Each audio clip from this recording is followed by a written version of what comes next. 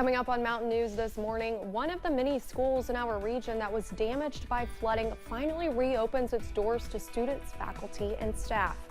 And a woman who made it her mission to feed flood-impacted people in Knott County receives a heartfelt award as she plans to further help to people who truly need it.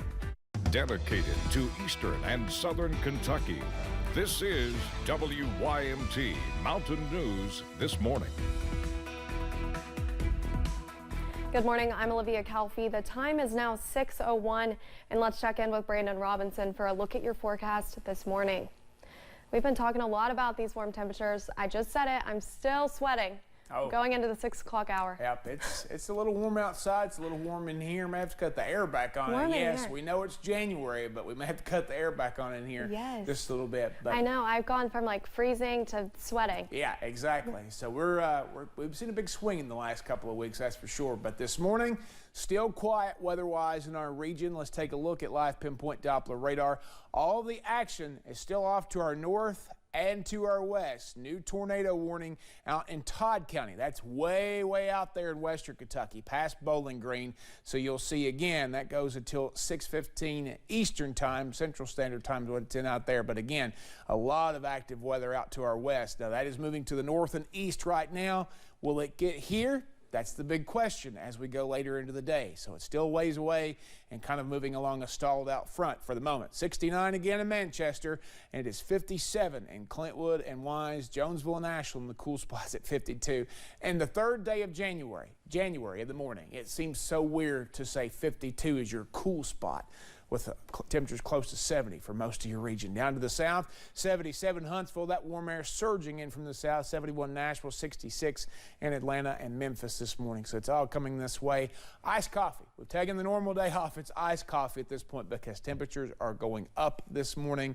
And a new flash flood warning just going out for the National Weather Service office at Louisville for, again, way out to the west there. Shepherdsville, Mount Washington areas back off of their coverage area. But again, if you're heading out this morning, just take you some lighter layers because you're not going to need those today. Take your rain gear because you will need that a little bit later on. Olivia? Thank you, Brandon. Martin County continues a familiar battle as many of the county are without water following a main line break brought on by icy temperatures. WYMT's Buddy Forbes has more as crews rush to make repairs.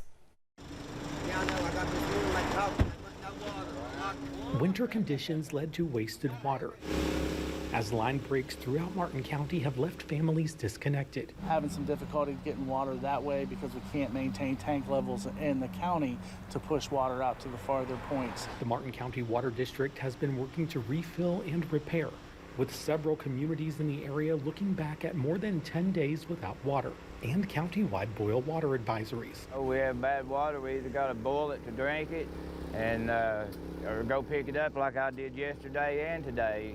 It's just sad, you know. With utility crews working through the holidays to hook them up, many different small breaks are wreaking havoc. So the district asks for the community's cooperation and conservation as they try to put the pressure back on the pipes. Right now we're using the approach of it doesn't matter how big the leak is. If it's a leak, we have to fix it right away.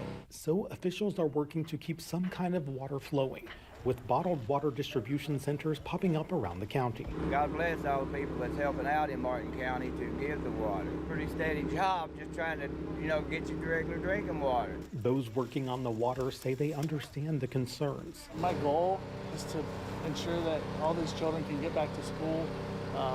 And I don't want the schools to shut down, so that's what I'm working hard for. With many homes just waiting for the water to drip back in. I'd like to see them get it taken care of, I know everybody in Martin County is tired of the water situation going on. Hoping the water woes cycle ends here. In Martin County, Buddy Forbes, WYMT Mountain News. Sunday night, the district shut off customer water supply to help conserve water. Craig Miller wants to see the water getting back on to as many people as possible by today. And there is no school in Martin County today because of the issues.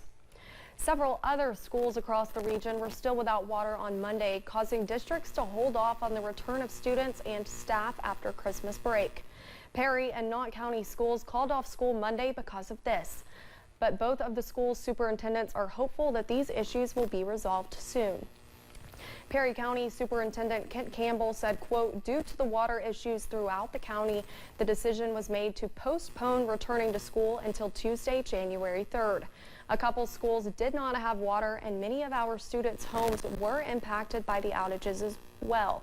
We are hopeful that water will be restored to those who are still without it, and grateful for the employees who have been working diligently to repair the lines throughout the holidays.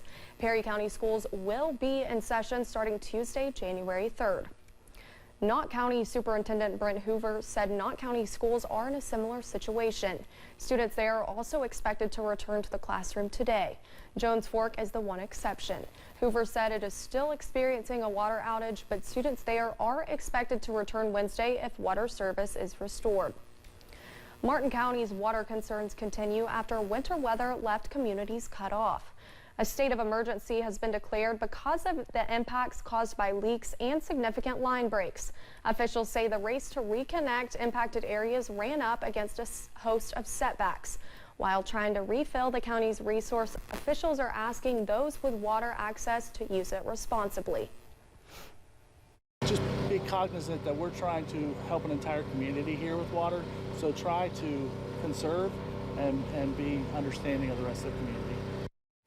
Meanwhile, there will be no school in Martin County today due to the water issues. For the Martha Jane Potter Elementary School Cardinals in Letcher County, students, faculty, and staff were able to return to their nest.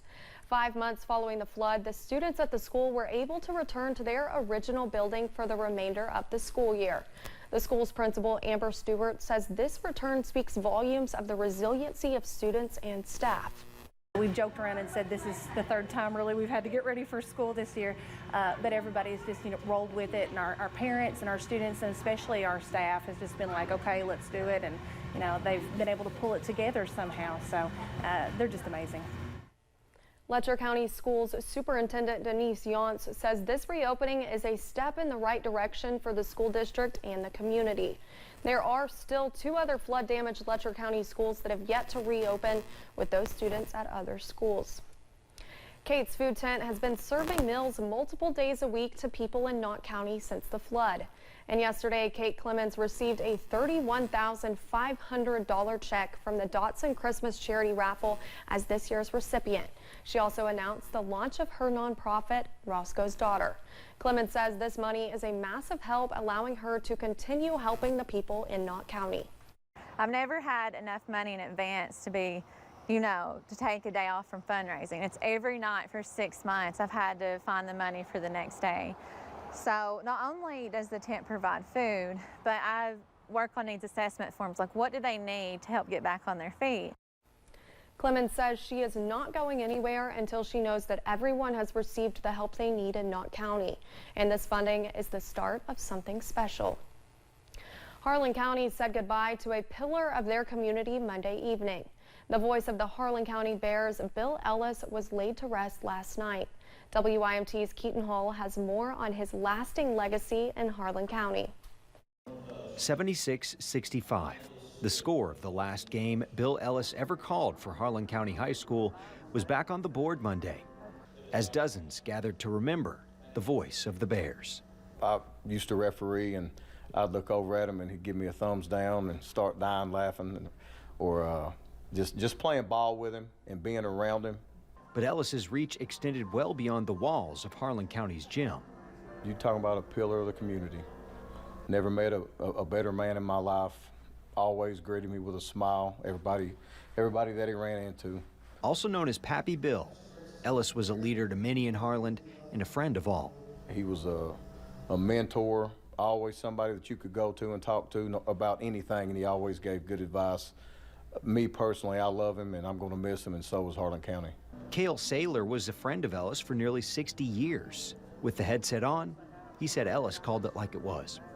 He called it like he saw it. He didn't care who it rubbed the wrong way or anything else. He called it like he let it fall where it was. And he was as strong on the court as he was next to it. He was a tough competitor, and he was good. and he loved the game. He refereed the games, he went to games, he called games, and that's more or less his legacy. A legacy and a voice. She took it straight up into the defender's face. Not soon to be forgotten. In Harlan, Keaton Hall, WYMT Mountain News. Kel Saylor says he remembers the first time he played basketball with Ellis back during the Christmas break of 1963. Today, the funeral will be held for another Harlan County legend, former Harlan Boys Choir director and co-founder David Davies.